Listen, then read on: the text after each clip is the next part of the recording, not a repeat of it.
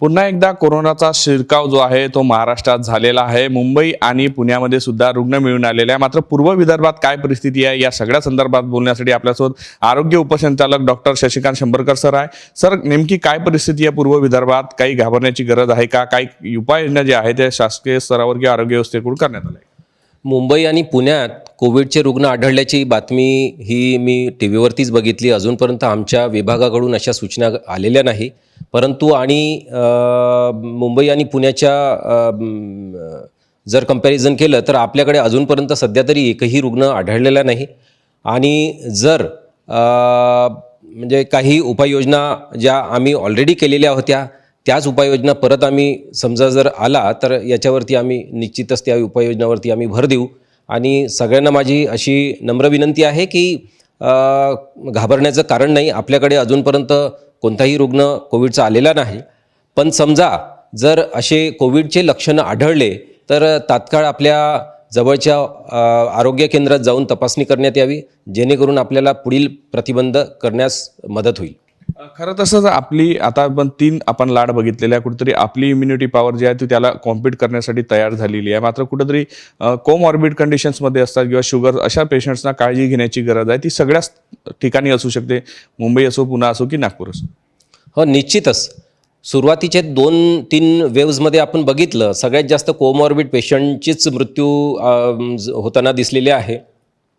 आणि नक्कीच आतापर्यंत आपल्याला रेझिस्टन्स थोडा बहुत तरी आपल्या व्हायरसला आपल्या शरीरात आलेला आहे, पण व्हायरस आहे तो व्हायरस व्हेरियंट त्यांचे जेनेटिक म्युटेशन निश्चितच होत राहतात आणि जसा रेझिस्टन्स आला तसं ते म्युटेशन होऊन वेगवेगळ्या याच्यामध्ये सिक्वेन्सिंगमध्ये ते निर्माण होत राहतात। तर त्यामुळे आपल्याकडे सध्या तरी घाबरण्याचं काही कारण नाही। नक्की सर, घाबरण्याचं कारण नाही। खाजगी रुग्णालयात पेशंट जातात तिथे काही आपण सूचना करणार आहात का? कारण की सरकारी दवाखान्याकडे वेगळी यंत्रणा असते, ती काळजी घेते, पण खाजगी रुग्णालयात अशी काही व्यवस्था करण्यात जाणार आहे का? सूचना केली जाणार आहे?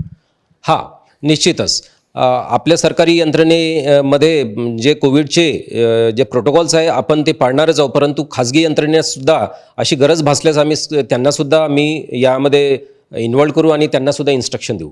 सर, कोविडसाठी आपण पूर्वी ज्या पद्धतीनं सज्ज होतो त्याच पद्धतीने आता आपल्याला काही तयारी करायला वेळ लागणार आहे की आपण लगेच सज्ज होऊ शकतो? अशा पद्धतीची यंत्रणा किंवा असं इन्फ्रास्ट्रक्चर आपल्याकडे रेडी आहे? इन्फ्रास्ट्रक्चर रेडीच आहे, लगेच आपण तयार राहू शकतो, त्याच्यात काही दुमत नाही। सध्या कुठली पेशंट किंवा अशी काही नोंद आपल्याकडे नाही आहे? एकही पेशंटची नोंद नाही, घाबरण्याचं काही कारण नाही। नक्कीच पूर्व विदर्भात अजून तरी आरोग्य यंत्रणेने कुठलाही जो पेशंट्स आहे तो कोविडचा किंवा नोंदवल्या गेलेला नाही, त्यामुळे घाबरण्याची गरज नाही। मात्र यंत्रणा पूर्णतः सज्ज आहे। वेळ पडल्यास त्याच ताकदीनं पुन्हा कोरोनाचा शिरकाव होण्यापूर्वीच त्याला अटकाव करण्यासाठी जे आहे आरोग्य विभागाकडून सगळी पातळीवर काम केलं जाईल अशा जे आहे त्यासाठी तयार असल्याचं सांगितलं जात आहे। व्हिडिओ जर्नलिस्ट सौरभ बोलेसह पराग डोबळे, साम टीव्ही न्यूज, नागपूर। देश विदेशातील प्रत्येक घडामोडींचे लाईव्ह अपडेट मिळवण्यासाठी आता साम टीव्हीच्या सर्व सोशल मीडिया प्लॅटफॉर्मला लाईक, फॉलो आणि सबस्क्राईब करा। तसंच सर्व नोटिफिकेशनसाठी बेल आयकॉन प्रेस करायला विसरू नका।